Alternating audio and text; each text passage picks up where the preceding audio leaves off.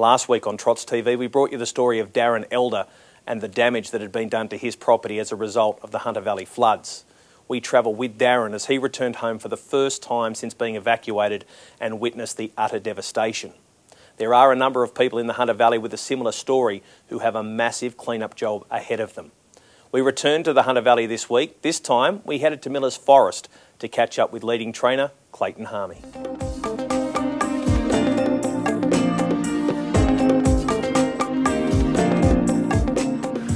Well, Clayton, we look around now and it's hard to believe that there were too many problems, but it got a little bit hairy here for a while, didn't it?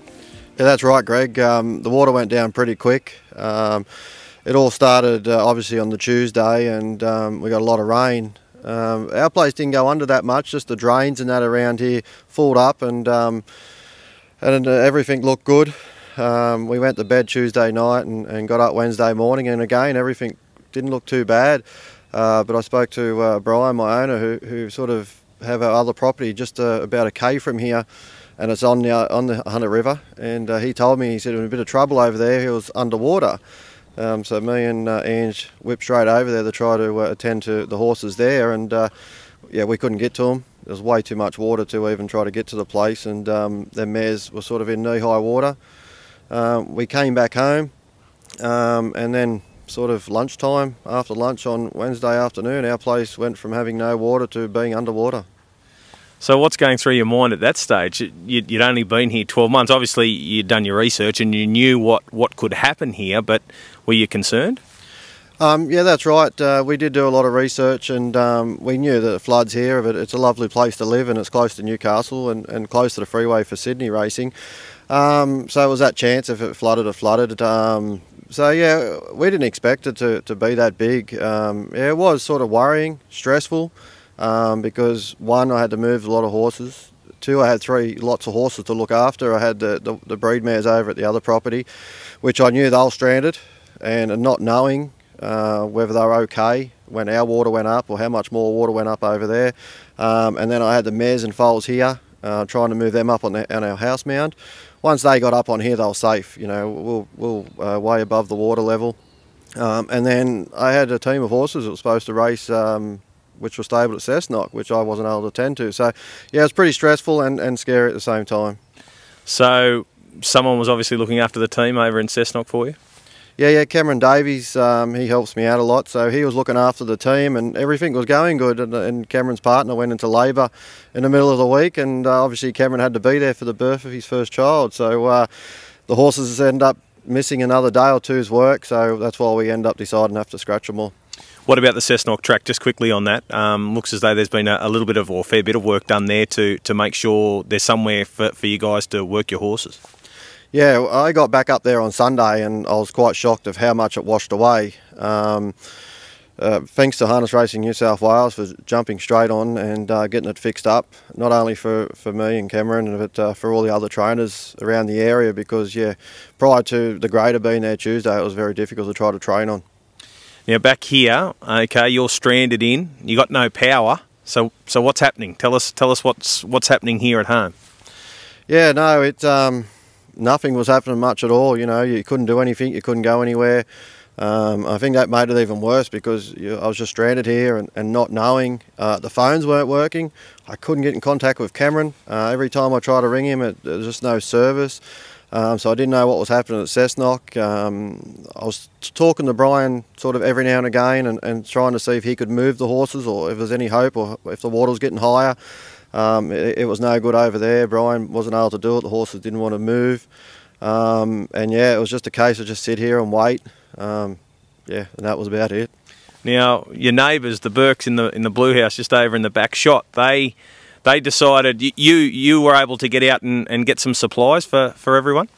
Yeah, that's right. On the Wednesday morning, before our water came up, after we went across to the other property, me and Ange and Sienna drove the truck into town, got some fuel for the generator just to try to keep the fridge and that going, and got some milk and bread. And anyway, Ange thought she would text Susan and see if they need anything because they couldn't get out their driveway. And so anyway, we got them some supplies, and so Ange texted when we were back home, and Susan and her two boys walked straight across this paddock just here behind us, and there was no water in it whatsoever. There was probably a little bit of mud, from the wet ground, but there was no water.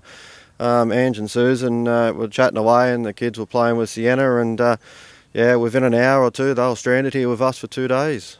So, with no power, you just had to talk, I guess?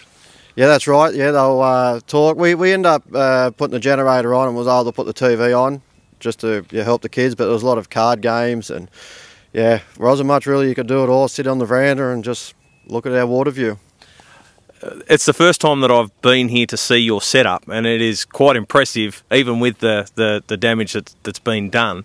How far does this set you back? Because you had plans of putting in a track here and having it so that everything can be done from this one centre, but obviously that's now can't happen overnight. Yeah, that's the disappointing part about it all, Greg. We're all safe and everything's fine, and the damage can be fixed. But it just sort of was heartbreaking for myself, because this has been happening for a long time, and a lot of people know that, I've been saying it's going to be done, it's going to be done.